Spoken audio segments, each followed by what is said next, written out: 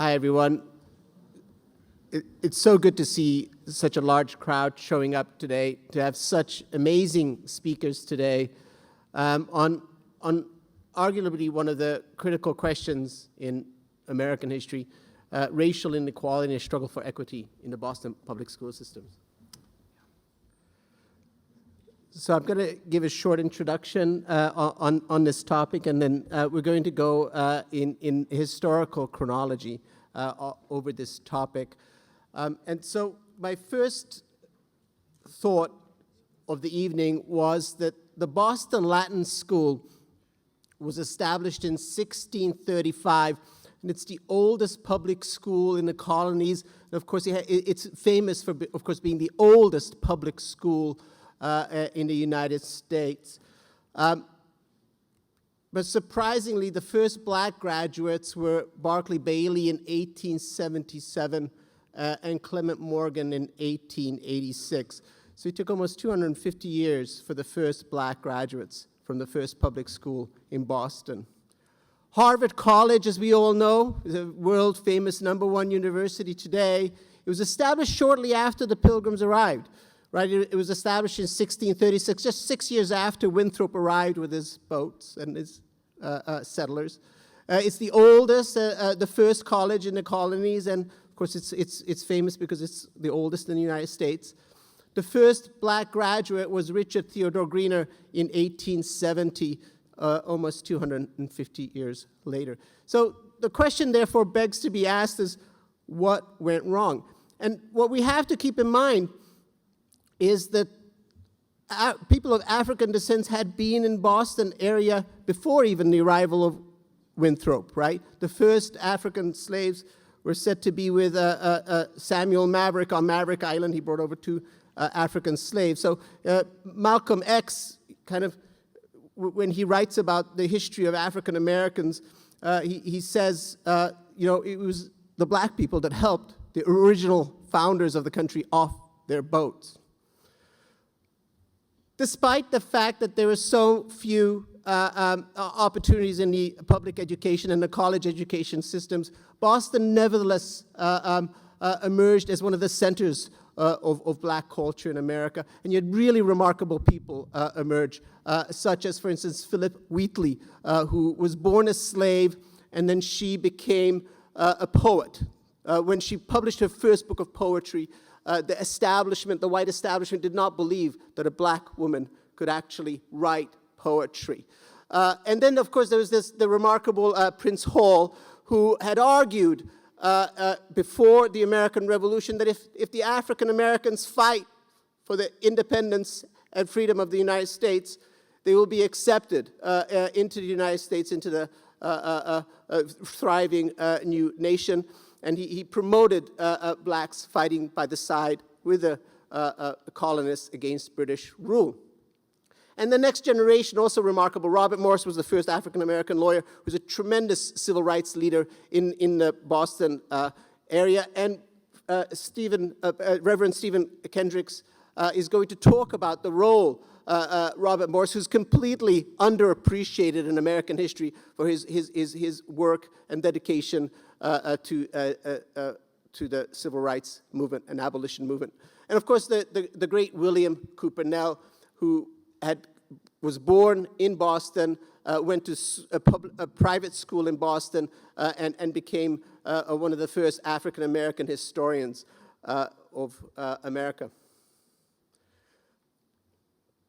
The post-1776 experience of Boston met with similar kind of opposition as we saw in terms of black access to education.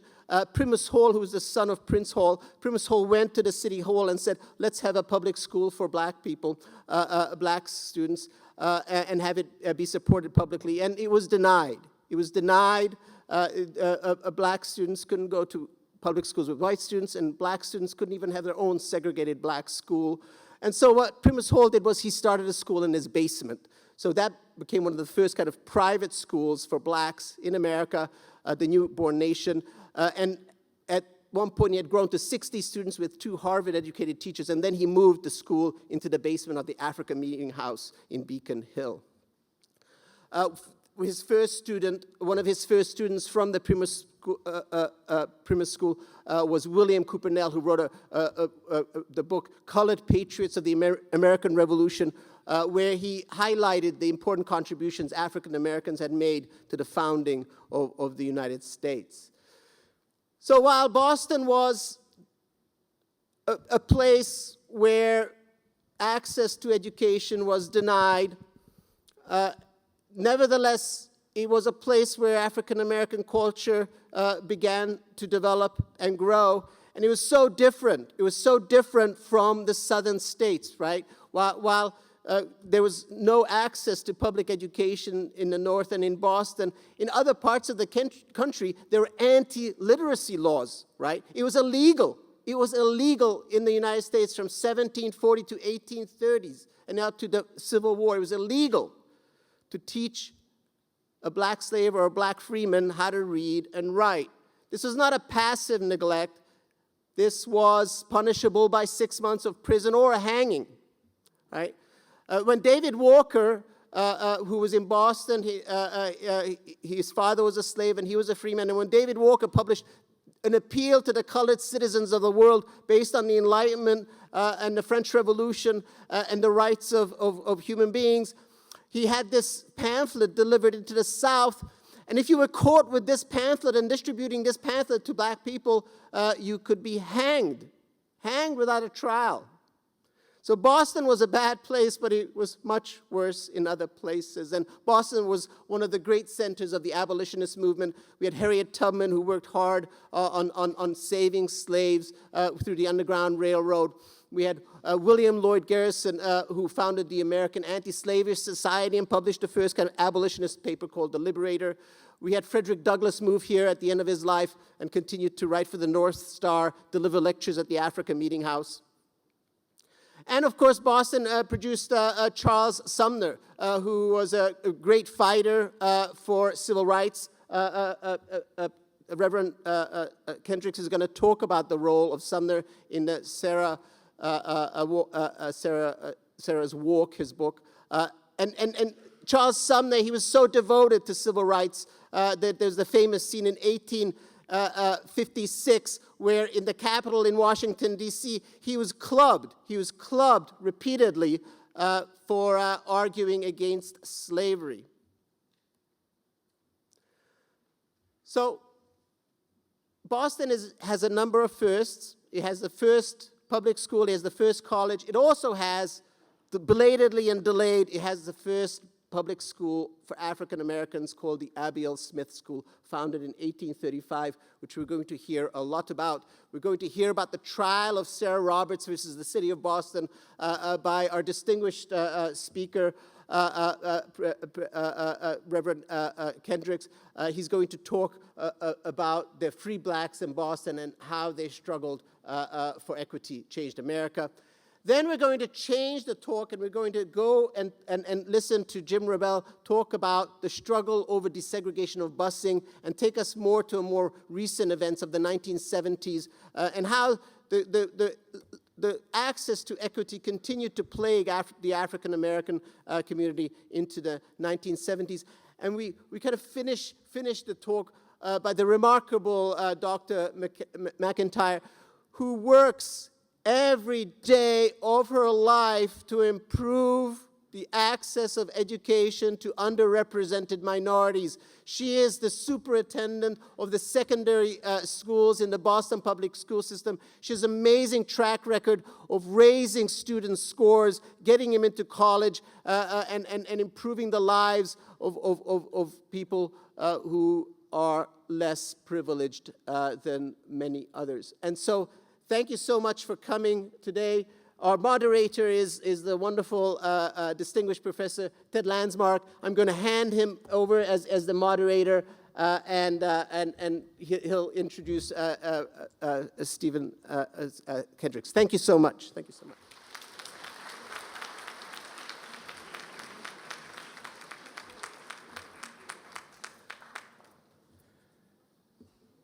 Well, good afternoon, and thank you all for being here. I teach public policy, in the School of Public Policy here at Northeastern. And I do a lot of work, public service work, and I enjoy both. But I want to be really explicit about why I am happy to be standing before you at this moment. At this moment. I've been to China, and I've been to Japan. I've been all over Europe. I've been to Turkey, and I've been to Cuba. I've been to Colombia. At one point in my life, I packed a little bag, and alone, I decided I was going to go around the world, and I did for 6 weeks, looking at architecture and art and studying a little bit about cultures. And one of the things I've come to understand about Boston in the context of the world is that in Boston, we often talk about racial discrimination, and we often talk about busing, and we often talk about long patterns of discrimination based on skin color or culture. And we talk about it as though somehow we have a monopoly on discrimination on the basis of race or culture or skin color. And what I realized from my trips, multiple trips around the world, is that what we have experienced in Boston takes place everywhere else in the world. And you all know that. And it's hard to talk about. I saw discrimination in China. I saw discrimination across Latin America. I saw discrimination across Europe. And as often as not, it took place around who has access to education and who doesn't. It becomes a factor of how we decide who belongs to the top echelons of society and who doesn't. And all across the world, we discriminate on the basis of race and culture. And so for me to have the opportunity to be a part of this panel today, of people who are educators, who are working on issues that resolve the discrimination that almost all are involved with at some level or another in our lives, is an important moment for me, because this group will share with you not just what they saw, but what they have done to overcome those discriminations. And we will all learn together. So, with that as a basic introduction as to why I'm here, who's starting? You're on. I'm going to relinquish the microphone to you. Go for it and give us a sense of the history of this place. Thank you.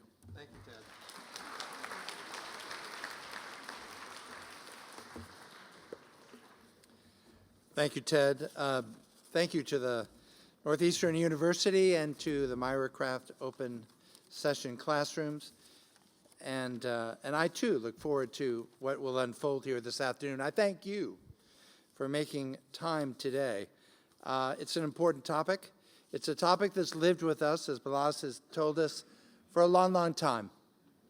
Now, when I go hear an author speak, I like to know, where did the book begin? Where was it born? And for me, in doing the research and remembering what I wrote 18 years ago with my son, Paul, 20 years ago, my son, Paul, and I were in Memphis, Tennessee. And Paul said to me, "Dad, you're not going to Graceland. We're not going to go see Elvis. We're going to the National Civil Rights Museum." It had just opened up, literally weeks before. And as we pulled into the parking lot, I looked up and it hit me. This was the Lorraine Motel. This was where Martin Luther King Jr. was shot. And it was Black Family Day. And Paul and I were probably the only whites there that day. And you wander through the exhibits and you end up in the hotel room that he shared with his brother, and you end up on the balcony where he was shot. But before you get there, there's a large timeline, vast. And it tells the whole story from the horrors of the Middle Passage to today. And as I was wandering through, I saw a story locked in to Boston. It was just a small story. It was about a black printer named Benjamin Roberts, who sued the Boston School Council and then made his case go all the way up into the Massachusetts Supreme Judicial Court on behalf of his daughter, Sarah, who was originally, when the case began, 4 years old.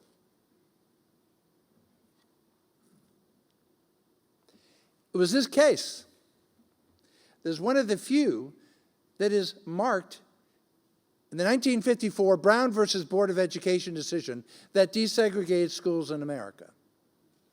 And have we entered a utopia? No.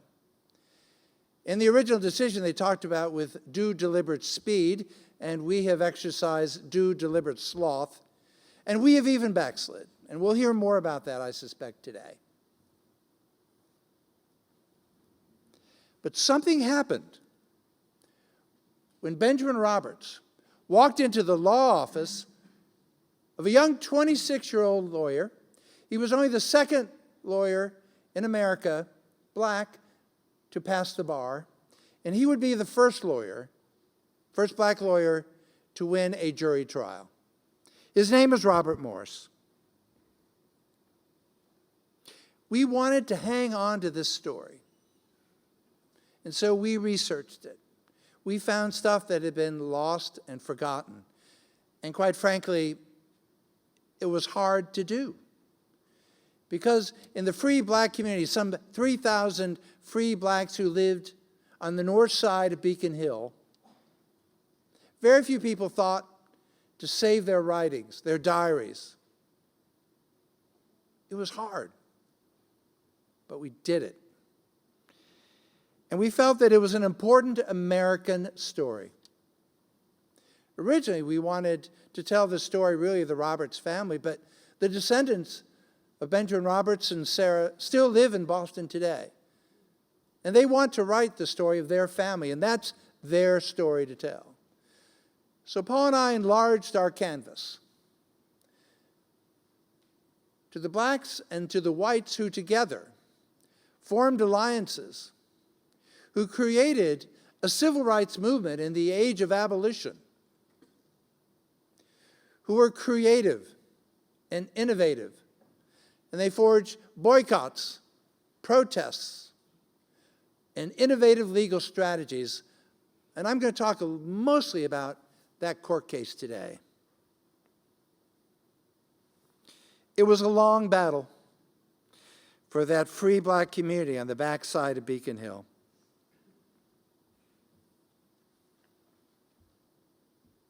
In April 1847, Benjamin Roberts wanted to send his daughter Sarah to the nearest school. He lived in Andover Street in the North End. There was a school literally steps away from their home. And Sarah was declined. So he went to the district committee, and Sarah was declined. And he went to the general school system, and Sarah was declined. And so he decided to enroll her directly first at the Phillips School, and they sent her away. And then, and we don't know how or why, she was admitted into the Otis School. And she was there for several months, learning with her fellow classmates, when a police officer came in and dragged her out of the classroom. And she was to be sent to the one school where the free black children could go, the Smith School. And he refused that. He felt that there was a larger issue at stake. And he knew he needed a lawyer. And he found Robert Morse, and they took it all the way to the Massachusetts Supreme Judicial Court. Robert Morse didn't have access to the 14th Amendment that was enacted after the Civil War. All he had was the Massachusetts Declaration of Rights from 1780. Thank you, John Adams. That said, and in this talk, whenever you hear these words, obviously we need to do the translation for men and women. But Adams wrote, all men are born free and equal. And so Benjamin Roberts said, unaided and unbiased, we commenced the struggle. And in the first trial against the Boston school system, they lost. And Benjamin Roberts was fined $51. That's equivalent of about $2,000 today. It was about half of his yearly salary. But he didn't give up. They recruited a young Brahmin lawyer named Charles Sumner, who would later go to the Senate to represent Massachusetts. And they said, will you join us? They formed the first interracial legal team that we know of in American history. And they had to go up against the considerable legal genius of Judge Lemuel Shaw, who in over 5,000 decisions was overturned 3 times. On December 4th, 1849, it was snowing. The city of Boston was aflame, really, with the George Parkman murders that was happening actually in the same courtroom before the same set of judges. And so here was this case about a 4-year-old girl. Robert Morse got up and he gave the facts of the case.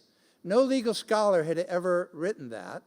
We found a notation in an obscure Boston newspaper, and also discovered that one of the great legal scholars, Leonard Levy, had misspelled Robert Morse's name. He'd been given no credit. He'd been forgotten. And yet, we discovered that he actually gave the beginning of the case before Judge Shaw. And then he turned to his partner, Charles Sumner. In a 2-hour address, and I'm not giving you 2 hours today, don't worry, he essentially laid out in a succulent, elegant, passionate form all the arguments about the desegregation of American schools that would be used in the next 150 years. And he began by reminding people that it wasn't about not about abstract legal concepts, but about a little girl's future, about what he called the great wealthy city of Boston, and this girl, quote, of humble parents still within the period of natural infancy. It's not recorded whether Sarah was in the classroom that snowy day, but we suspect that she was, sitting with her family. And Charles Sumner turned and he said, this little child is at your hands asking for her personal rights. Sumner faced the same dilemma that his partner, Robert Morris, had faced 18 months before. He didn't have much to work with. The 14th Amendment did not yet exist. But that meant that he had to make a philosophical and moral argument that he proceeded to delve into and that I want to share with you today. His first point was to remind the judges that they were all bound ultimately to one concept, which, quote, as according to the spirit of American constitutions, and especially the Constitution of Massachusetts, that all men, without distinction of color, race, are equal before the law. He talked about this as a sublime and supreme doctrine, and it is. It still is. Even when we ignore it, even when we backtrack, even when we lose our way, it still is supreme. So he follows this idea through ancient philosophers and through the edicts of Jesus Christ. But ultimately, this is a legal case. And he has to find concrete and specific ways of persuading the Massachusetts Supreme Judicial Court that Sarah deserves her rights to go to the school nearest to her. And he talks about an idea that was had developed in the course of the French Revolution, égalité devant la loi, which essentially means, translated, equality before the law. Charles Sumner is the first person to use that phrase, translated into English, and to say that phrase in a legal courtroom. Into a legal instrument. It's a pinnacle in American law, and I would submit in American life. A moment for which Sumner has justifiably been remembered always. But Paul and I discovered that Robert Morris had also, at the foot of his mentor, Ellis Loring, had many years before, in speaking before the Massachusetts legislature committee on the illegality of segregation in transportation, had uttered the phrase equal before the law. So it is very possible that Robert Morris is the one who brought to his partner this idea. And the main constitutional foundation was this constitutional assertion for just us in the state of Massachusetts that all men are born free and equal. He said these words were, quote, the great charter of every person who draws vital breath upon this soil, no matter who are his parents.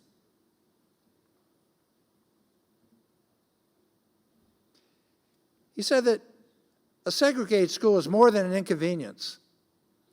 It is an insult. It is an insult. And he called it, because they didn't use the word racism back then, he called it caste. From the cultural life of India. He said that West End citizens, this free black community that was fighting for their rights, they understood so deeply what it meant to be part of a caste system. He read from the school committee's minority report in 1846 these words: the distinction is on which the Almighty has seen fit to establish, and it's founded deep in the physical, mental, and moral natures of our two races. Sumner would have none of it. He said, words more apt than these to describe the heathenish relation of caste could not be chosen. And having asserted caste to be a reprehensible human institution, he angrily asked, what exactly in Massachusetts law gave any school committee the power not just to make an administrative decision, but to, quote, brand a whole race with the stigma of inferiority and degradation, constituting them into a caste. And then he delved into the most radically forward-leaning aspect of his talk before Judge Shaw that day. In 1953, Thurgood Marshall used Dr. Kenneth Clark's famous doll tests to help prove that segregated schools gave black children, indeed, a deep sense of inferiority. And Supreme Court Justice Earl Warren made special mention of those tests. But on that day, so many decades before, Charles Sumner looked about that courtroom and said, who can say that this does not injure our black citizens? And with words anticipating the Brown decision, he asserted that segregation gave all those who suffered from it a peculiar brand, a clear and lasting stigma that, quote, deprives them of the healthful, animating influences, and it widens their separation from society. And then Charles Sumner said something that I think is the truly radical and also the most humanly decent thing he said that day. He said, who can doubt that we suffer from this diversity? With these words, the whites themselves are injured by the separation. Who can doubt this? Well, in the America of 1849, and in America today, sadly, there are plenty who would doubt it. But Sumner did not. And his argument stands all the way past the Supreme Court judgment that would come at the end of that century, Plessy versus Ferguson, that took a powerful idea born in Judge Shaw's final summary. And we're going to get there in just a moment. At Sumner's most prophetic, as he neared the end of his presentation, he warned the whole nation that segregation had to be ended, or there was a dark future for all of us together. It was abundantly clear to Sumner that, quote, prejudice is a child of ignorance. It is sure to prevail where people do not know each other. He'd been speaking for about 2 hours and he sat down. But he had changed American history. Once words are said, they cannot be unsaid. Once they have been uttered, something has shifted and something's changed. Now, it is true that in March 1850, the hopes of Sarah and her family came crashing down when Judge Shaw gave his devastating verdict, which basically said the school committee can do whatever it wishes. It has the right. These wonderful philosophical ideas don't matter. And he did something so powerful that it too changed American life. Sumner created equal before the law. Shaw creates in this very same trial the idea of separate but equal. In other words, you can have a terrible school, a lousy school, but as long as it's provided, you can't complain. Well, you can complain, but you're not going to get anywhere. Shaw wrote in a sentence that has survived at his chief legal legacy, quote, this prejudice, if it exists, is not created by law and probably cannot be changed by law. Separate but equal was born. It was an insidious virus that entered into every aspect of life, born in the earliest founding of America, but now given amazing impetus. all the way, yes, to Plessy versus Ferguson. And Thurgood Marshall's team before the Supreme Court in 1954, they had to somehow demolish this precedent and get around it, create a new way of seeing a shared American life. So on the surface, it seems to be a hard end, doesn't it? But that's not actually the way the story went down. Because what they lost in the courtroom, the free blacks of Boston won on the streets of Boston and in the state legislature. In 1854, Boston was the first major city in America to desegregate its schools, and it did so quietly, peacefully, fruitfully. Yes, let's face it, we backslid. We'll hear that the experience of 1850, which was so positive, would not necessarily measure up to the difficulties of 1970 and beyond. But this same community had forced its way all the way into the legal courtrooms. And Robert Morris and Lewis Hayden and William Coopernell and John Hilton and Maria Stewart and David Walker, these are names that are largely forgotten in American life and even in Boston. But Paul and I realized that they were true American heroes. It didn't matter whether they were forgotten. They needed to be lifted up. They needed to be remembered. And their work with the white allies that they forged changed America. It would be Charles Sumner who would help create the 14th Amendment. And he would use the same phraseology that now is embedded in our constitutional life. Equality before the law. That's where you find that phrase. And as we'll hear from other speakers today, the story is not over. It cannot yet be over. In many ways, we have ground to make up. But we can remember those largely forgotten souls who lived and died, leaving behind little or no record, and yet live they did. And like Sarah, it is impossible to understand ourselves in 2022 without reckoning with them. We hardly know what happened to Sarah. There is no picture of her. There is no written description of her. All we know is that she died in New Haven, but we don't know where her grave is or what year she died, under the name Sarah Dyer.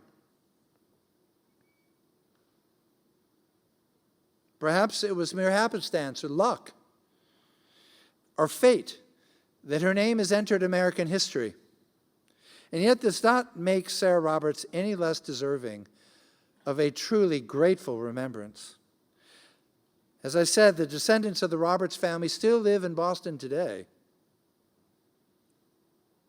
This is a story about a remarkable generation of activists who, with little wealth, social standing, and political influence, desegregated theaters, railways, found the first government jobs for blacks in America, and even ultimately the creation of the 54th Regiment that changed the meaning of the Civil War itself.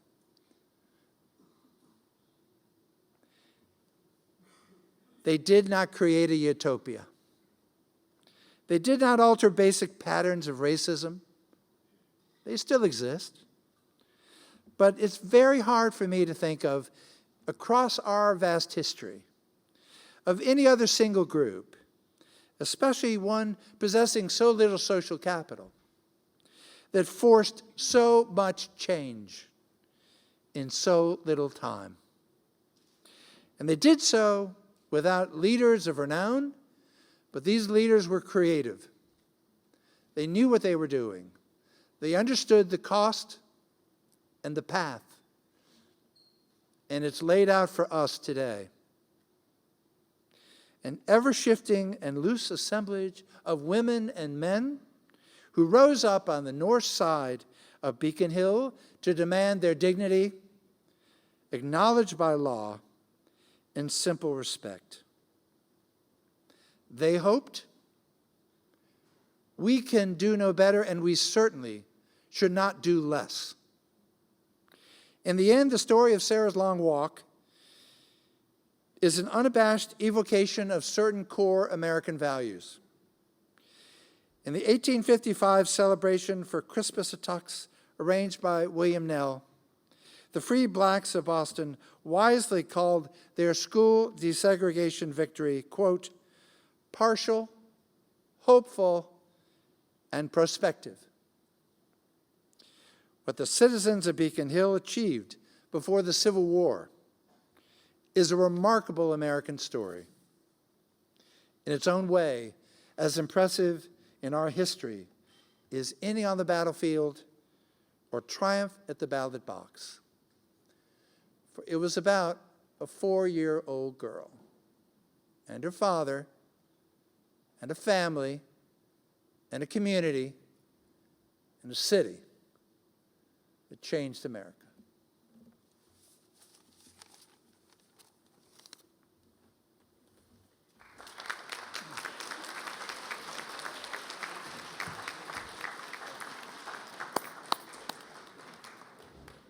So we have some historical context of a concept which I would argue is a global one and a troubling one and one that we have to grapple with all the time. You have two schools. They have the same supplies, or they should. We look at both schools, we say they're equal. But one school is only for people with light skin, and the other school is only for people with dark skin. And the question is, can those two schools possibly be equal, separate but equal? Will the outcomes be the same in those two schools? And that's something we've debated and argued with and challenged in Boston and around the world for 200 years. So who's next in terms of addressing this? My colleague Jim, who has dealt with Boston's history in alternative ways, looking at the underside of the story that is normally told about what Boston is and has been. So, you're on.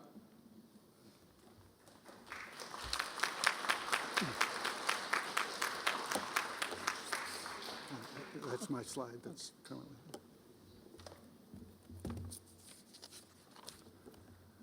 Thank you, Ted. Thank you, Balas. Thank you for Northeastern for holding this event. It's a very important topic that we're talking about today, a very difficult topic that we still, even 50 years later, have trouble talking about in Boston.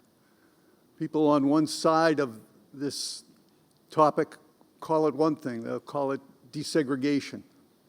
People on another side will call it by another name, busing. We still have trouble talking about it, but we must. Because we have to learn from history, especially because history has a way of coming back around at us, and we need to learn from the lessons of the past, the mistakes of the past, so we can confront the challenges of the present and the future.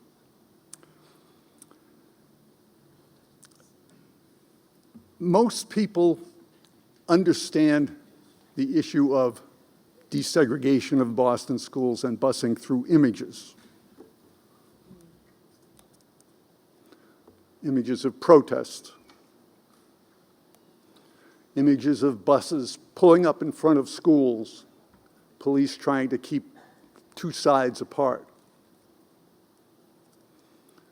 images of marches against the desegregation order, which some called busing, forced busing.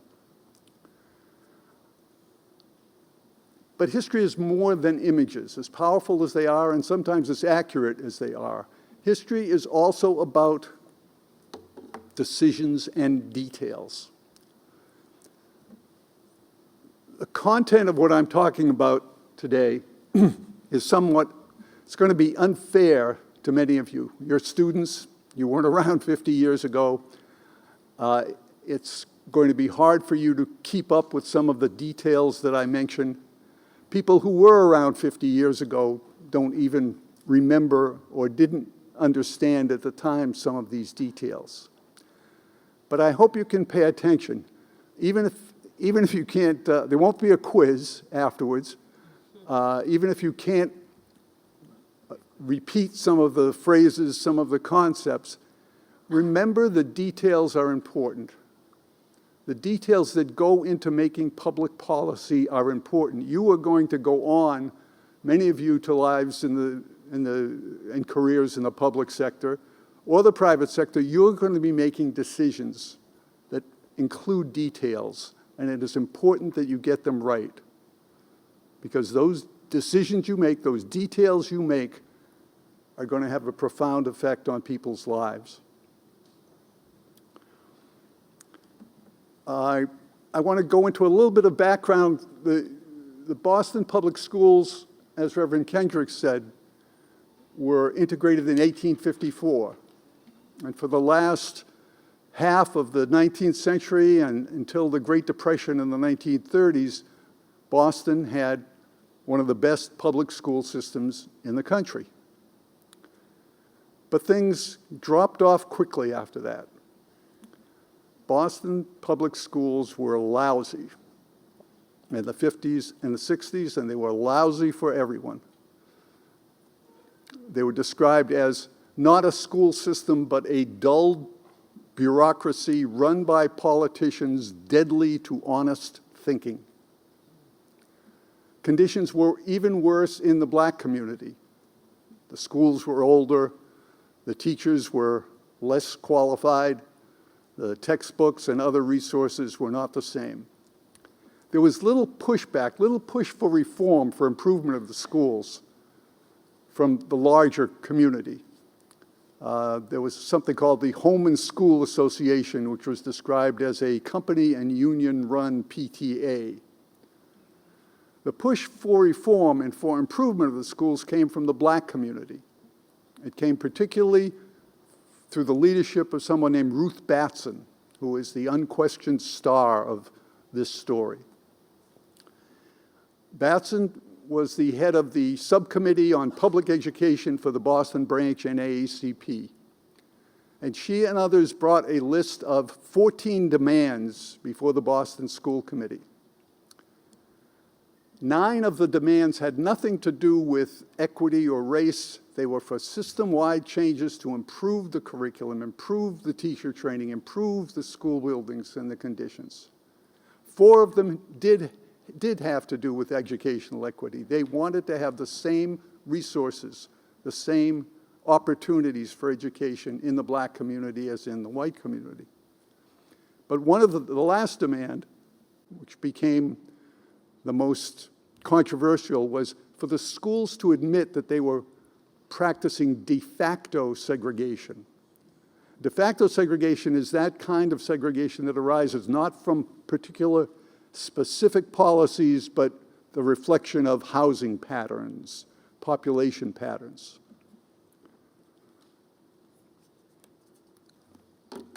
This map shows the housing patterns in Boston in the 1960s and 70s. The green areas represent census tracts where whites were in the majority. The tan, where blacks were in the majority. I think there's a small red area where Asian Americans were in the majority. But this is where people lived in Boston at the time. And the idea was that the schools should do something to make them less segregated, less reflective of these housing patterns. In the first of the 5 instances I'm going to talk about, the Boston School Committee flatly rejected the idea that they were practicing de facto segregation, and they flatly rejected a plan put forth by the NAACP called the Atkins Plan. The Atkins Plan would redraw a few of the school districts, would assign students in just 16 of the 120 schools to other schools nearby, and included no busing, which the NAACP called the least satisfactory way to handle the problem. But the school committee rejected that proposal. As Q.B. Jones, one of Boston's foremost civil rights leaders, said at the time, if the Boston School Committee had accepted and adopted the Atkins Plan, the whole course of Boston history would have been different. But they didn't, which led to years of protests and demonstrations by those trying to promote desegregation of the schools, and a couple of years of the Boston School Committee stonewalling them. In frustration, the supporters of desegregation turned to the state legislature. In 1965, they passed what was called the Racial Imbalance Law. It was the first law of its kind designed to do something to promote desegregation of public schools. But it had 2 very serious problems. The first was that it quantified racial imbalance as schools where minorities made up the majority of a school. Paul Parks, another noted civil rights leader who accompanied Ruth Batson and helped lead the charge for desegregation, said he had a problem with using such a specific and arbitrary number. By using that number, the Racial Imbalance Law, which covered the entire state of Massachusetts, only applied to 3 cities, Boston, Springfield, and Cambridge, that had a serious number of minority families. So it was a case of 348 cities and towns telling 3 cities what to do. And it was very resented by citizens of Boston. And the school committee ended up using that resentment to fight the desegregation order. The Racial Imbalance Law also called for the way to enforce the Racial Imbalance Law was through the withholding of state aid by the Massachusetts Board of Education, which proved to be an ineffective enforcement tool. So here's a case where the details of the decision, the details of a policy, of this law, worked against accomplishing what it was meant to do. From 1965 to 1972, the school committee did nothing. They fought the Racial Imbalance Law, tried to repeal it, and they were allowed to get away with it. And here's where decisions were made incorrectly and where leadership was not shown. Many of the school committee, members of the school committee generally used that position as a stepping stone to higher office. A couple of them campaigned and were rewarded for their opposition to desegregation by being elected to higher office, which allowed a couple of reformers to become members of the next school committee. In 1971, they made a tentative step toward accepting desegregation funds in the building of 2 new schools in Dorchester.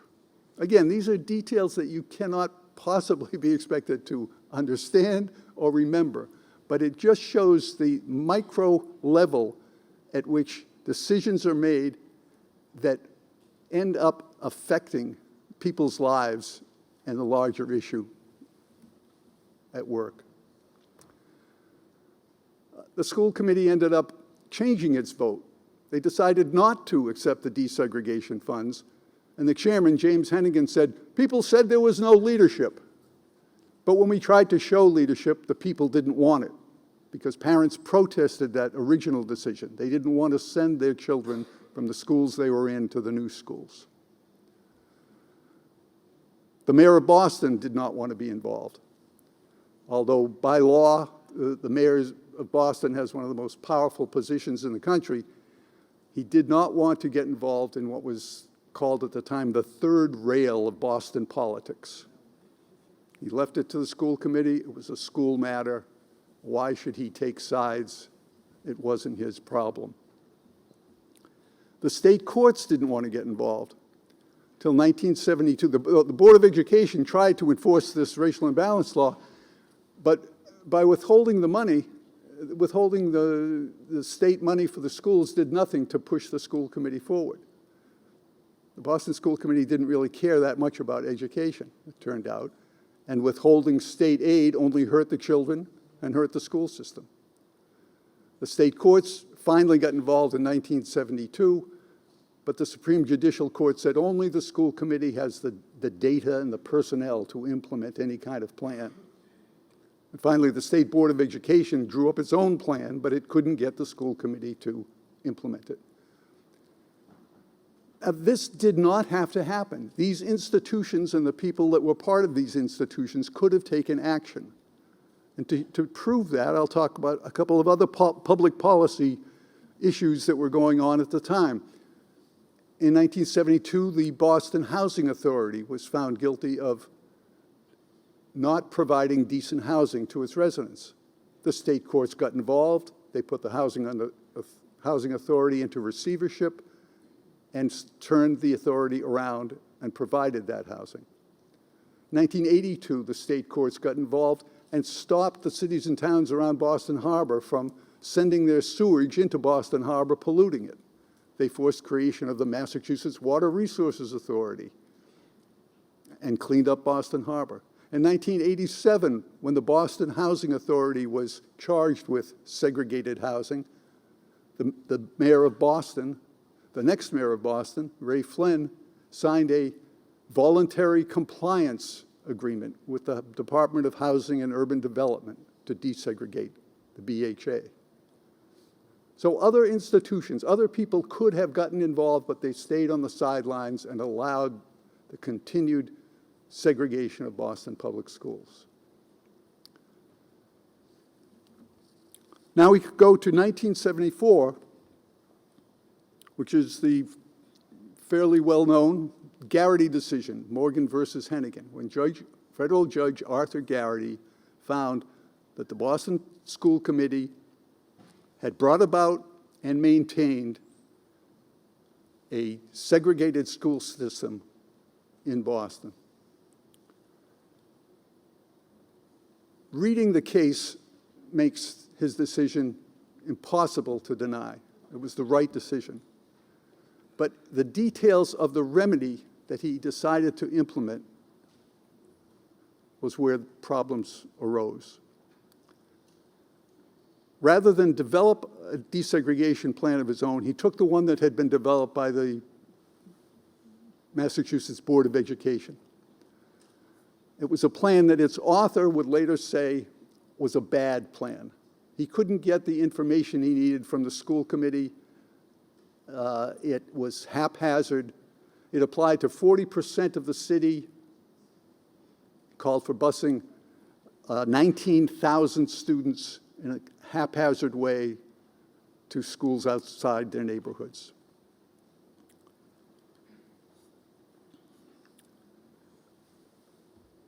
The other mistake that Judge Garrity made at the time was to implement that plan in September of 1974, just a few weeks after he'd made his original decision.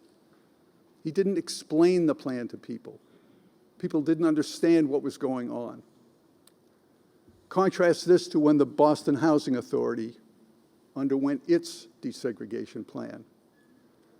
People were shown that what the BHA was doing was discriminatory, that its development-specific waiting list continued to promote segregation, that it would be fairer to have one waiting list, first come, first serve, you would be given the chance for housing.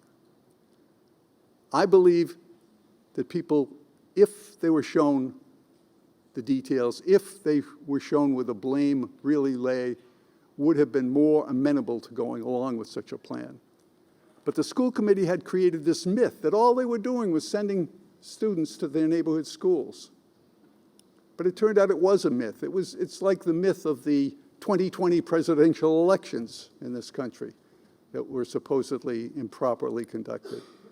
People believed it then, people to this day believe it, but it was wrong.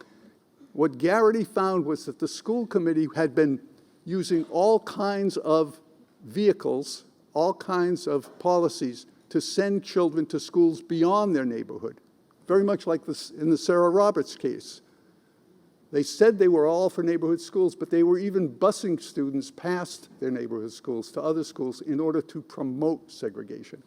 They were practicing what is called de jure segregation now. And Garrity found out that they had done it. He made the right decision, but he chose the wrong remedy.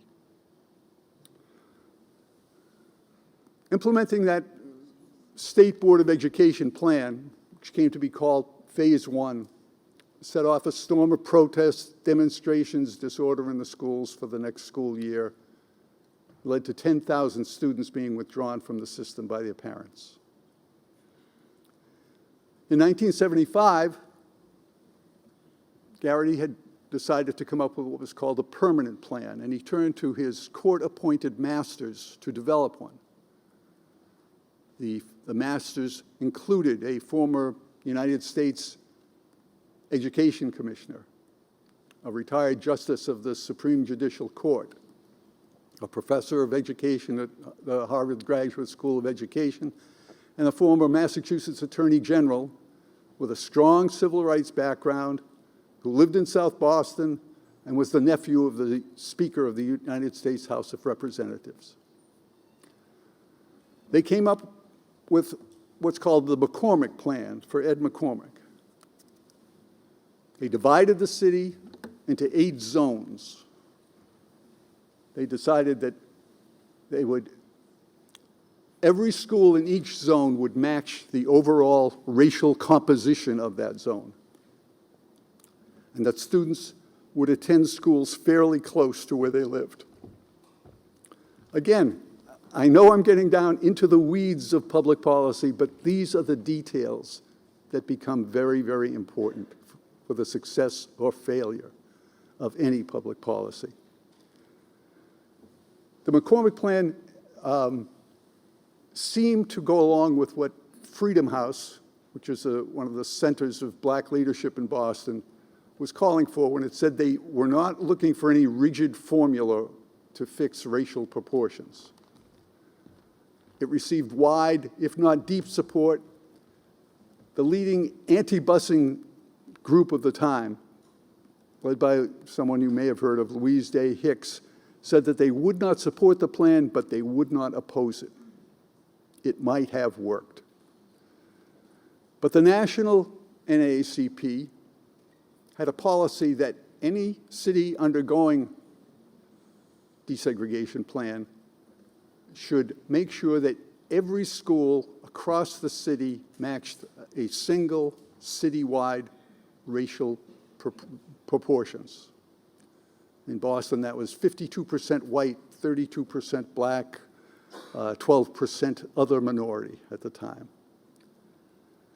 Garrity rejected the more moderate master's plan that might have won acceptance in favor of a more severe plan called Phase 2. Instead of reducing busing to 14,000, it doubled it to 28,000 students from first grade on to high school.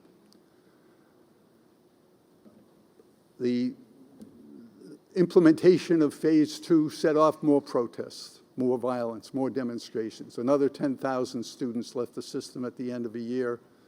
2 years later, 10,000 more would be gone. The Boston Globe, which generally supported Garrity's decisions, called the plans one that almost no one supports and most of the city detests. And the plan remained in effect until 1989, when a more moderate plan was chosen that allowed parents some degree of control over where their kids would go to school. By highlighting these instances, highlighting these decisions, highlighting these details, I'm suggesting that the failure of the desegregation attempt in Boston was not inevitable. I was glad when Ted brought up the issue that from his travels around the world, he found that discrimination, segregation, injustice was not something native to Boston. This is practiced everywhere in the world. It's not inevitable that desegregation or busing failed in Boston. It could have succeeded. It might have succeeded if individuals in positions of authority at the time, in positions to make decisions, to come up with the details of the plans, had done a better job. It might have worked, and instead of dividing the city and its people, it might have brought them together. Thank you.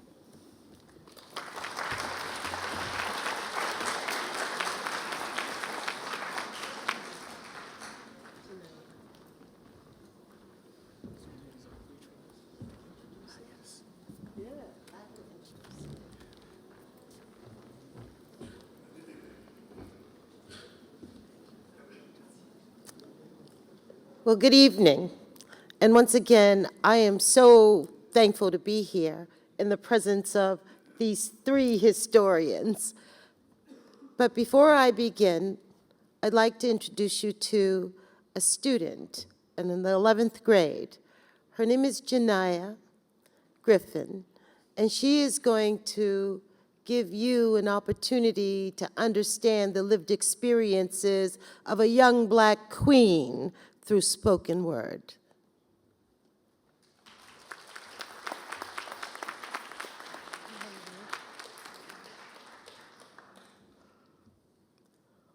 Black Lives Matter is a figure of speech we hear every once in a while. Let's talk about how Black lives don't really matter, even if it is a child. They say life is short, but Black lives is shorter. How is it we get pulled over by a cop, we get shot for misinterpretation of an order? Our ego is different.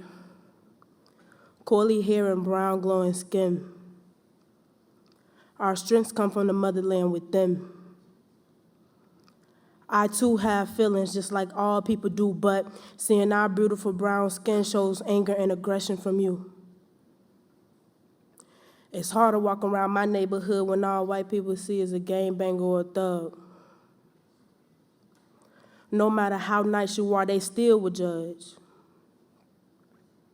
So why bother proving to the judge who you really are as a person? Feel like the more we keep pushing, the more they step on us and drag us down till they see blood. Life is crazy, it's a messed up world. People use assumptions based off the color of your face. No matter how smart you are, why is everything always about race?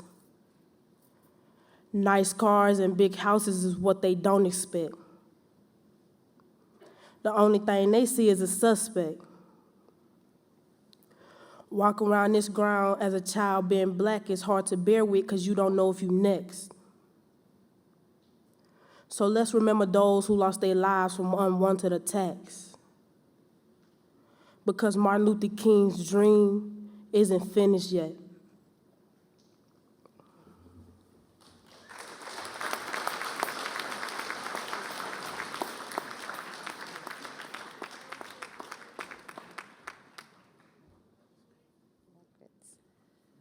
So good evening. My name is Dr. Lindsa McIntyre, and I am an equity warrior. I'm an equity warrior because I have to be, I need to be, and I want to be. All of what we heard, I've experienced. I started my learning as an experiment for desegregation. The policy said, oh, desegregate, but the practice was nowhere near the policy, and it hurt. It hurt to raise your hand and want to answer a question that was asked by your teacher and to be invisible. It hurt to be ignored. It hurt to read and to study and to want to discuss what I've learned, to be locked out. I didn't feel good in my first desegregated school. So I said to my parents, I must go back to the school that they think is worse than the school that I'm in. So I went to the segregated school. And I'll be honest with you, I felt really good about being me, but I didn't learn a whole lot. At any rate, I was looking forward for graduation to go on to high school because middle school was just about a wrap. And I thought, oh, I'm going to go to the big high school, and it's going to be the science labs and the big cafeteria, and I'm going to have so much fun. Well, it turned out all the kids that went to the desegregated school had the opportunity to go to the big high school, and those of us who were coming from the segregated school got sent to an annex where the cafeteria served as the gymnasium. The windows were cracked, broken, or peeling. The books were old, the room was cold, and it was anything but efficacious. So I said to my parents, I can't go to school there. That's it, I quit. I cannot. I'm done. And my dad said, oh, it can't be that bad. I said, oh, it's bad. He said, well, if it's as bad as you say it is, I will join you at school. I'll take a day off of work. And if it's what you say it is, then we'll have to do something differently. So he came to the school, and he saw and experienced what I'd already told him about, and he said, that's it, we're out of here. He gave me the yellow pages, and he said, find 3 private schools. I'll take one more day off work, and we'll go visit them. And you choose the school that makes you feel valued. And I chose a school that I believed made me feel valued, and it did.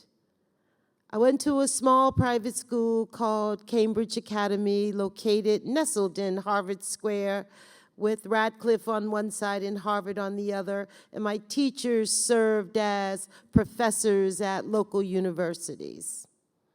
And learning was good. And I felt loved and cared for, and I felt the vibrancy of true diversity, equity, inclusion, and belonging. And it was amazing. But I was missing one thing. My friends, my peers, my neighborhood, my community. And so I said, Mom, can I go back to the big high school now? They have to let me in because the annex is just for the newbies. She said, oh, I don't know, Lindsa. Talk to your father. So I said, Dad, can I go? And he said, well, nope, if it ain't broke, let's not fix it. Steady on, girl.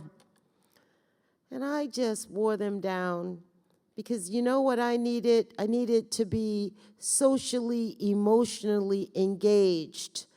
I needed to celebrate the prom with my neighborhood peers, kids I've grown up with. I needed all the things that you get when you graduate from high school, that make the experience extremely special. You see, my school was special, my academy, but it was small, and we were just going to have a dinner party. And I thought, oh, I'm going to miss out on everything. So I beat my parents down in true form, and they let me go back, only because they realized I could have graduated without another year of school. And guess what? I got back. I was excited to get back, but I found all my friends failing. And I said, oh, boy, I didn't come back here for this. I said, okay, I'm going to play teacher, and you guys are going to learn. So I turned lunch and after-school walks home and into tutoring sessions, and I became a teacher. And I said, if I'm not going to graduate alone, I didn't come back here to be alone, and you guys will all graduate with me, and so they did. And my friends now are still my friends, and one of them is an anesthesiologist, and the other one is an attorney, and they all had tremendous potential, but it was ignored or stifled. So I knew from very early on that equity was important, and access is important, and that my role in this world was to make sure that no one had to ever feel left out of an opportunity to achieve. So today I'm going to talk to you about a different Boston public schools. We still got a lot of work to done, but boy, are we doing a lot of good work now. I want to talk about what equity in action looks like at the Boston public schools, where every child, every day, in every classroom is entitled to unfettered access to a quality educational experience.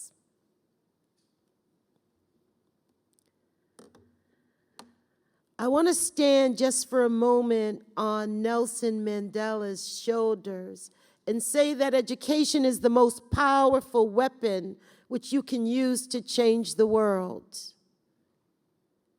And it's important for me tonight to have Janiyah here with me so that she can envision her future. You know, a rite of passage that we use in our Black community goes like this: open your eyes, unlock your ears, listen to learn, so you understand minute by minute, hour by hour. Know your story, you know your power. And I want her to know her power.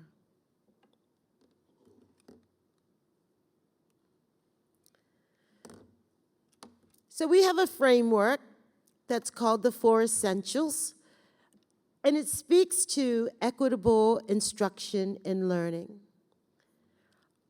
First and foremost, our job is to create safe, healthy, and sustaining learning environments. Not learning environments that served Woodrow Wilson, but learning environments that serve Janiyah, Jose. So when they walk through the corridors, they feel like they're home, and they see themselves in the spaces and in the places of the school community.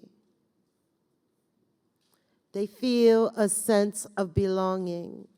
And safety is important as well in what we do to try and keep them safe. The 4 essentials include designing learning experiences for access and agency. One size cannot fit all. How many entry points does this lesson offer our students? What are the many ways they can get access to this learning? It's key in building an inclusive community. And how do we know they're learning? How do we situate the learning so they're doing the heavy lifting, not the teacher? We want the teacher to facilitate their access to cognitive engagement, but we don't want them giving out the answers. So we look through classes regularly to make sure that the task is demanding, because it predicts the performance. And we call those instructional walkthroughs, and we do them daily. And we have school leaders do them at each other's schools and with each other's and through our professional learning communities. Our big rock, two big rocks. One is social emotional, making sure that everybody feels well. And the other is equitable literacy, a district-wide approach to making sure that the students' needs are at the center of the classroom and that the teachers are in a position where they can uncover their biases so that they don't interrupt anyone's opportunity to learn, that they build relationships and imagine practicing radical love, that they use 5 research-based strategies to engage their instructional methodology. We want students working with complex texts. We want students doing the heavy lifting. We want instructors focusing on knowledge and language acquisition. Because in our schools, we serve multilingual learners. We serve students with various dialects. And so being cognizant of phonemic awareness, even in a high school, is important. Phonics doesn't stop in kindergarten when you have such a diverse and wide and beautiful population of learners. We're wanting our teachers and holding them accountable to engaging enabling texts so that our students get a chance to see themselves in positive, productive opportunities to learn, that they're not always seen as the slave or the criminal, but as the doctor, the lawyer, or any other positive aspiration that one can imagine. And we want to teach them how to research and how to be explicit in that and how to write across content areas, not just in the literacy class, but what does it look like to write in science? And what does it look like to write in math? And these are the things that we're requiring and we're learning daily about teaching in our school communities. Language is key. And so we're requiring in all classes that the function of language be engaged, that students are talking to one another and not just sitting there listening to the teacher for 80 minutes of class, but that they have opportunities to have discourse with one another and capitalize from each other's understandings. That's what's happening at BPS. And it's very important because the majority of our students are Black and Brown or English learners or multilingual learners, that we hold cultural competency in esteem. So we have a protocol that we call the CRIOP that makes sure that we build the culturally and linguistically sustaining practices that our students can enjoy. And the CRIOP requires every teacher to build a relationship with their student because relationships are key to the instructional core. It also requires teachers to reach out beyond the student and into the family because they are the first teachers and to recognize them as such. That's the CRIOP. And that in this observational protocol, we're asking teachers to engage discourse. We want to hear students talk. We want to see how you value their thinking and their learning, and to engage critical consciousness, another opportunity to unpack biases of the adult and make the students the center of the learning experience. Very important in maintaining progress in the Boston Public Schools. So our mission around equity in action is to eliminate the opportunity and the achievement gap, to provide equitable and excellent student outcomes, and to accelerate learning, because our students have historically been marginalized and traditionally been underserved. And you've heard a lot about that tonight.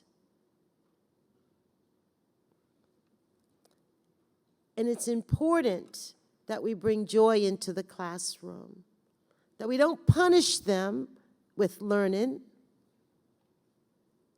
We love them with learning.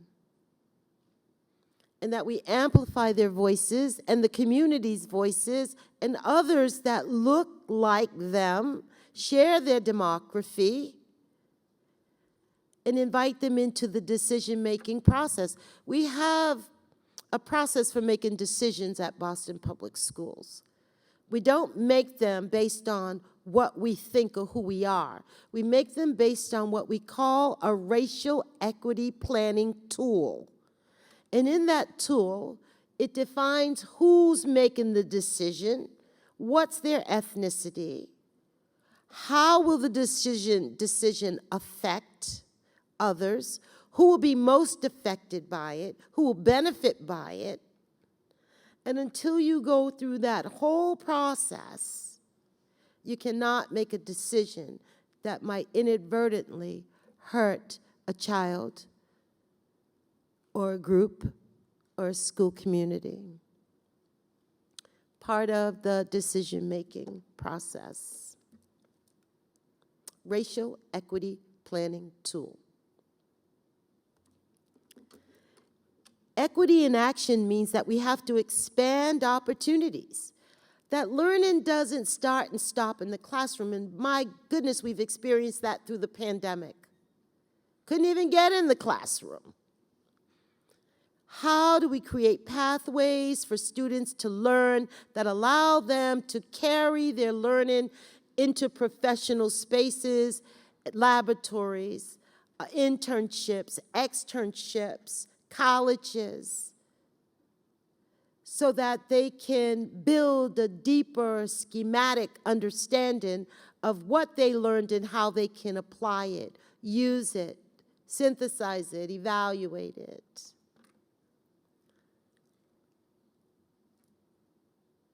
We have begun to fund our schools differently. And that's important because we use a process called weighted student funding, which means almost, if you are just a general ed student, you get X amount of dollars. If you are a special needs student, you get XX amount of dollars, so forth and so on. It does not account for the opportunity index. If you're a student living in a high-poverty neighborhood, going to a high-poverty school, and you don't have a disability, you still have a greater need than just the regular general ed student. And so our funding protocol addresses that. Partnerships are really important in this world and in this work. And so we are committed to creating partnerships and inviting them into the process of schooling. We don't want our schools to sit in silos. We want our schools to be the centers of democracy.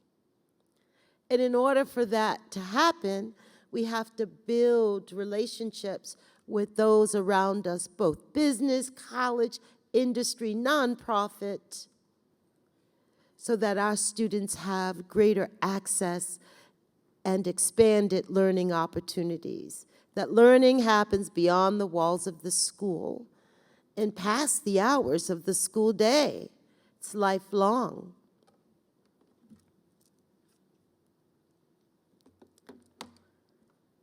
So we stand on diversity, equity, inclusion, and belonging. And part of how we live out our commitment to that is through becoming an anti-racist school community. And we say that. We are anti-racist. There's no room for hatred or racism in the Boston Public Schools. We talked a little bit about Boston Latin School tonight. We just passed in the last year a new exam school initiative that allows for greater parity in who attends the school, and the school has an opportunity to reflect the city or the demographics of the city. That's part of our commitment to being anti-racist. We offer affinity groups for teachers and students who want spaces and places to talk about being Black in Boston or being Latinx. And these are important elements of strengthening the diversity of the pipelines to teachers in our public schools.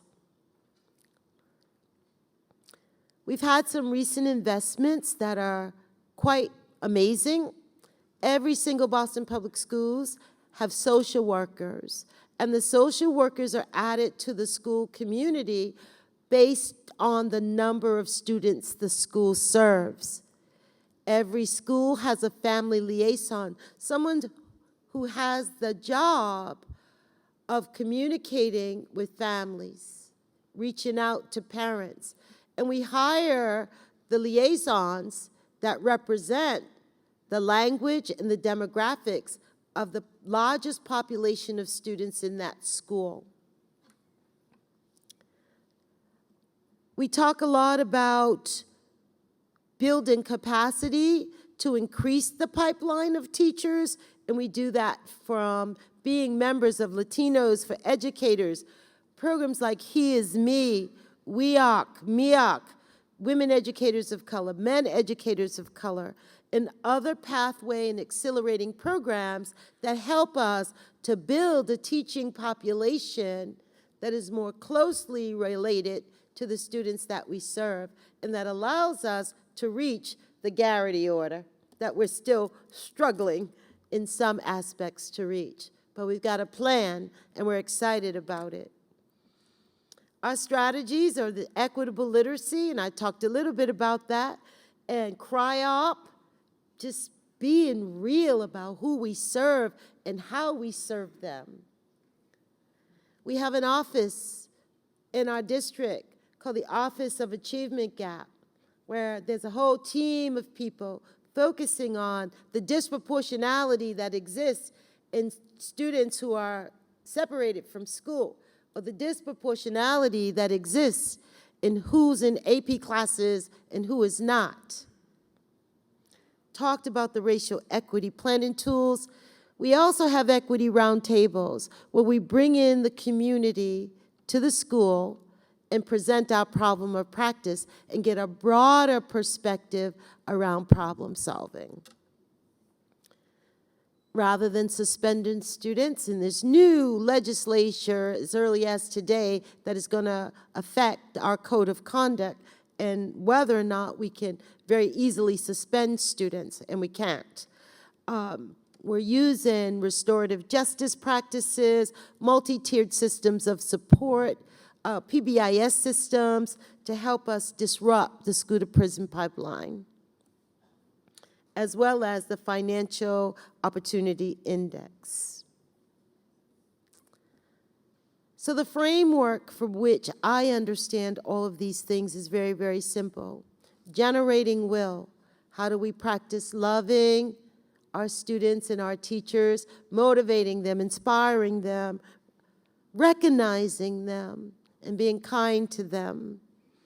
And how do we build capacity, create schedules where professionals can come together and be professionals and learn from one another on the job?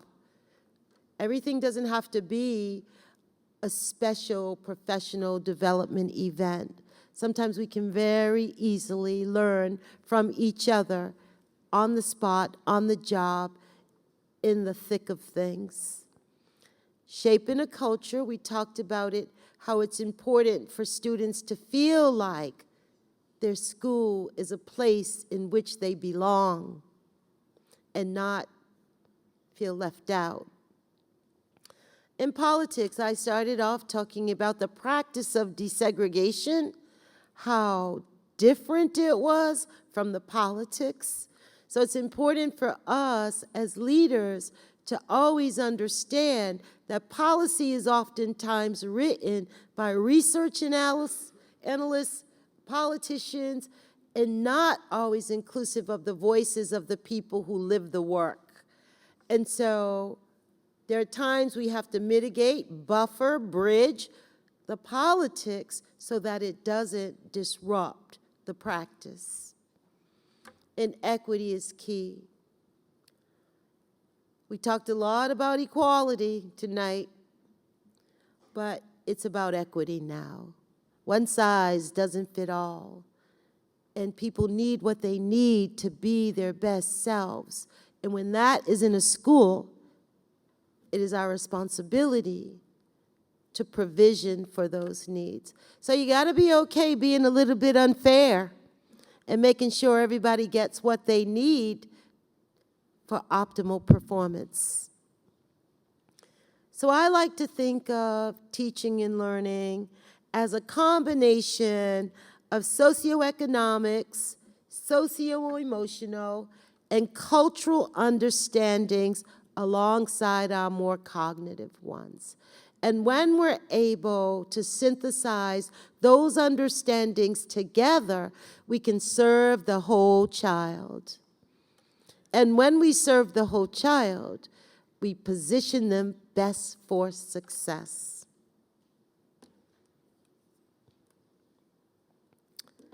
I'm going to close by offering you joy and offering you my appreciation for your time this evening, and hope that through this opportunity to moderate some Q&A, that we are all able to make some good connections. So on that, I'll say this to you. Leadership is not a march. It's a dance. And in order to do it well, you have to listen to the rhythm of the students and the families and the people you teach. Thank you.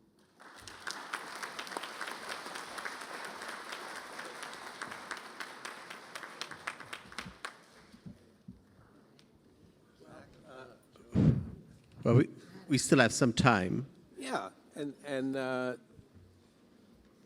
my hope is that the conversations have engendered some questions or thoughts or comments that you folks may have. So while, are you going to go out to the? Well, I could go out, and there's also microphones here if you want to walk up to the microphones, but I'll walk around and see if there are questions there.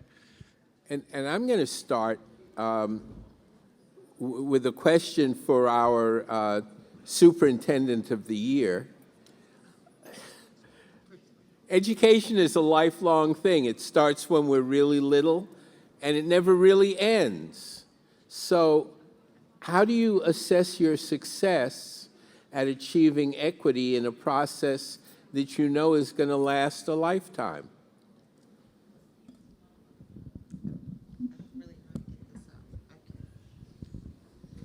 That's a very good question, and I guess I would answer it by saying that it's a journey, and it's a journey that I will take throughout the rest of my days. And my job on this journey is to make way for others to not have to face the same challenges that I've had.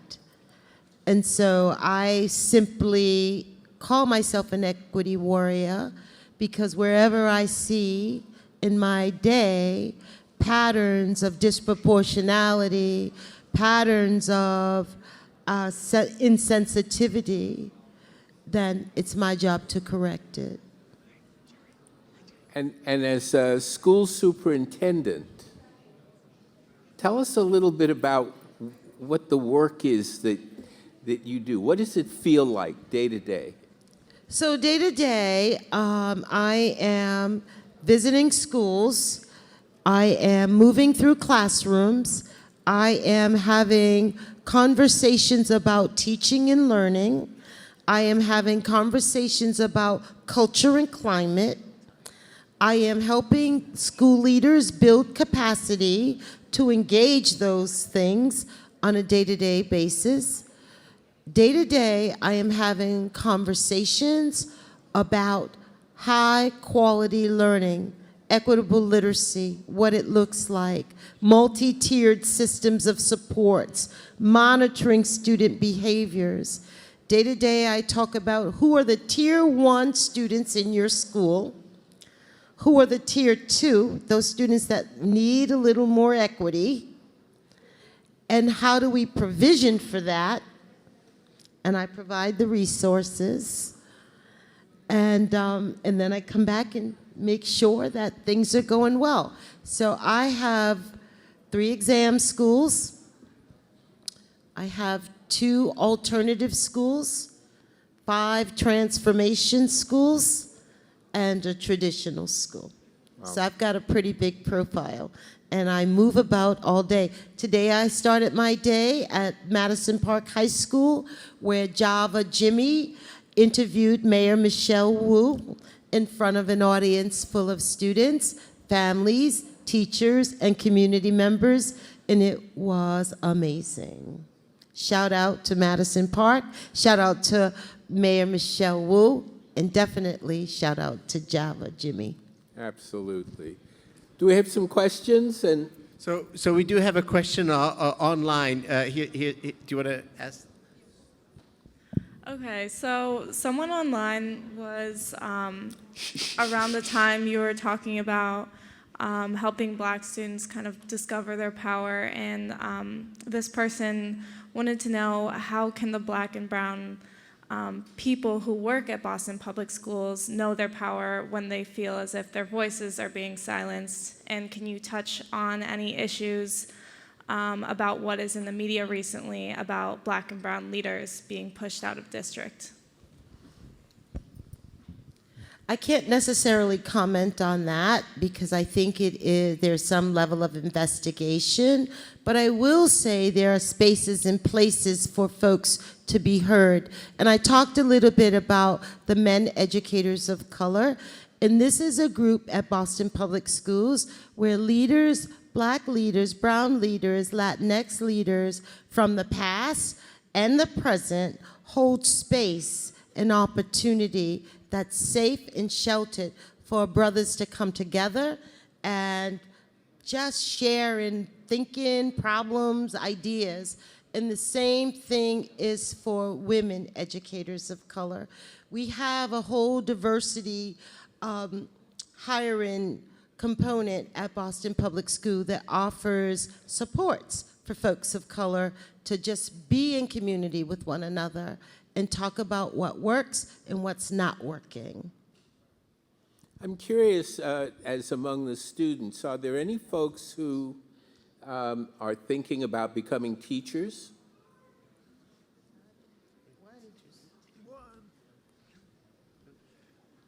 Couple. Here we go. Go with a question. Great. Thanks. Sir. I have a question for Mr. Vrabel.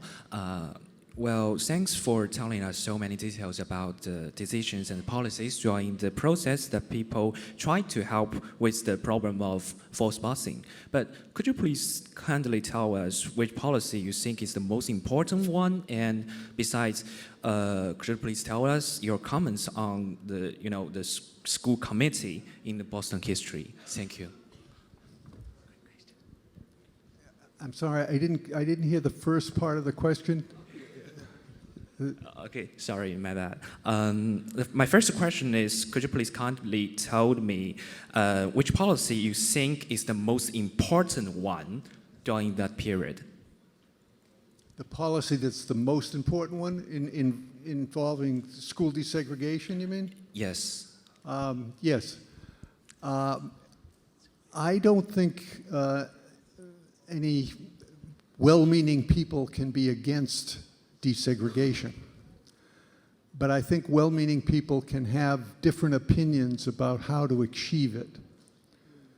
And I think the plans that were put forth originally did not recognize the nuances and all the forces that are involved in terms of parent and children and neighborhood. And I think there has to be a better way than just assigning by numbers. Neighborhoods are important. Neighborhood schools are important. Families are important. There's a natural tendency for parents to want their children to go to schools close to home. I believe Ted Landsmark headed a commission, I don't know, 10 or 15 years ago to look into how the student assignment process could be completed, could be improved. And he found that overwhelmingly parents of all neighborhoods, all ethnic groups, all shapes and sizes would prefer if their students could stay somewhat close to home. And I think there has to be a better way of doing that, and that we should enforce fair housing regulations. We should promote diversity in who lives where. We should do all sorts of things to promote diverse neighborhoods so that we could have neighborhood schools that were also diverse. And all those issues are entwined. And I think the assignment process has to honor and respect all those forces. And now the second part of the question, which I have since forgotten.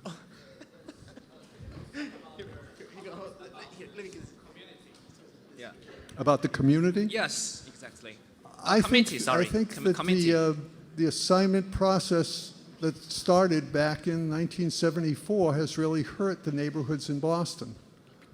That a lot of families who want to send their children to local schools have moved out of Boston to go to places where they can send their children to the school down the street, so if they get sick, they can come home, so that if there's an emergency, they can get there.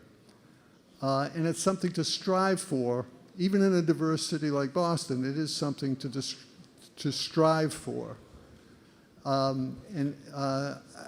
Again, I think the neighborhoods have been hurt. I think white neighborhoods have been hurt in Boston because a lot of parents have taken their children out of the public schools and sent them at great cost to private schools and parochial schools. And now they're getting an education that is not a diverse education, where they don't get the benefits of diversity, and they're paying a lot of money to not get those benefits. And I also think it's hurt the minority communities, because a lot of the middle classes left the minority communities, and they have become more and more isolated. So I think the assignment process and the idea of relying too much on numbers and not enough on neighborhoods has hurt the neighborhoods throughout Boston and has hurt the city. Yeah, what we found was that most parents wanted to have their children enrolled in schools that they could walk to, and that maybe the kids could come home for lunch for. But that's not always possible. And it may be that we need to look at a different set of values at this moment in terms of assigning children to go to schools on buses where they're spending a considerable amount of time every day on a bus, where they're not learning anything on the bus itself, and where a city like Boston is also trying to reduce its carbon footprint, reduce the amount of traffic and congestion that takes place every morning, and build a different set of relationships between parents and their teachers and their superintendents within their own neighborhoods and within their own schools. But that's a discussion that's very hard to have. Politics take over, traditions take over. The fact that all of this has gone on for 50 years makes it hard for people to think about a different way of having their kids go to schools. And that's, as often as not, the challenge that we all face. In our hearts, we may feel one thing, but there's a legacy of tradition, of patterns of discrimination that we've gotten used to, about subjects that are very difficult to talk about. And so it becomes very difficult to change all of those. And part of the challenge we have when we make policy is to just bring people together in a room to talk about it, to be honest about it, to admit our vulnerabilities in what we think about it, to put ourselves in the position of parents who may or may not think the same as we do. And those conversations, and then the policies we develop that come from those conversations are very hard, and they're the kinds of conversations we're all having at Northeastern and at other major universities now. So we have one more question back here. Gerard. Thank you. For Mr. Vrabel, I was a student in 6th grade when busing started, and I often think back, and if we could rewrite history, there was significant racial segregation, but I also believe there was economic segregation. Do you think busing could have been more successful if we incorporated Newton, Brookline, Cambridge, Milton, other places where potentially students from Mattapan could have gone to Milton? Boston public schools were not good quality, and you had local suburbs with tremendous schools. And I think, a student from Jamaica Plain or Mission Hill could have gone to Brookline. Do you think that would have been more successful? In some ways, I think that would have been ideal. In some ways, I don't. I'm all for trying to keep things as close to the neighborhood level as possible. I think you can lose a lot of time on buses going from the city to the suburbs and vice versa. I think it would be impossible to enforce. The courts wouldn't enforce it. We do have a strong feeling of local government and local authority, and I think there would have been huge resistance to it, both politically and legally. And I think the key is to try and promote the kind of diversity and quality from within, and also make people want to come into Boston, to live in Boston, or to come to those schools, to come to experimental schools or lab schools, or we were talking about the Trotter before, magnet schools. Make the schools so good that they want to come in here and we don't have to go out there. But I think fundamentally, education and I think public schools are the greatest institution that we have in this country, the most democratizing institution. And I'm all for doing everything we can within municipalities to make them better and make them more attractive. I don't think we should count on the suburbs. They haven't helped us in affordable housing. They haven't helped us with homelessness and drug addiction. It's really hard. It's kind of a Shangri-La when people go out and visit there, but I think we have to do it ourselves. So everybody, thank you so much for being so patient today. One last question, and then I promise I'll let you go. It's just if we could just keep it down a little, and then here's a final question. Hi. So this time it's a personal question. I know we kind of just started talking about how challenging it is to get people reinvested into their communities. So I'm wondering, what do you guys think it's going to take? What kind of policy do you think it's going to take to get parents and communities reinvested in their local districts?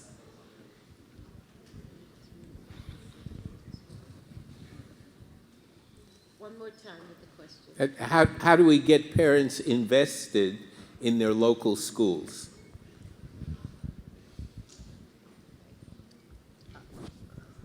I can start. So I really think that we have to re-engage our parents in ways that are culturally and linguistically relevant to who they are and their lived experiences. I'll tell you something. I went to a parent meeting in the South End, and one of our school committee members was hosting it at St. Stephen's. And Rafa is her name, and she speaks Spanish on our school committee. And she had rallied a good 80 bilingual parents in a room and was asking the superintendent, the actual Mary Skipper, questions about our district. And what was really interesting about it was she facilitated it, but these parents, they read the questions, they took over the meeting, and there was quite a few of them. But I'll tell you what it took for her. It took for her to sort of encourage them and trust them and believe in them. And because they all shared the same language, that was an instant bond. And she even got the parents to go into schools and do good morning and be safe this afternoon and serve lunch or be a para and provide them stipends through a local nonprofit. We need to recognize who our parents are, and we need to value them. And if it means giving them a stipend to come and help out at school or to be a part of the school community, then we need to do that. Well, I'd just like to repeat that it's hard to get parents involved in their local schools when their schools aren't local. It's hard to get them to come in the morning if they have to go across town or across the neighborhood. It's hard to get them to come at parents' nights to travel after they've come home from work. It's hard to get them involved as volunteers during the day. The local school is, I think, is really key. And you have to, as Ted said, it's difficult. How do you balance a local school with trying to have a diverse school? The way is to promote diverse neighborhoods in terms of race, in terms of economics. Everybody wants to live in Boston now. Let's decide that we're going to promote diverse neighborhoods and use Boston's attractiveness as a way to promote that diversity. Okay, everybody. Thanks for being so. Thank you, everybody. Thank you so much for the panelists. Thank you for being so patient and so understanding. I know this was a heavy topic for many of you, but you know, have a great night. You know, you're young and you're beautiful and you have your life in front of you. Enjoy life and make the world a better place to live in. Bye, everybody. Thank you all and have a happy Thanksgiving.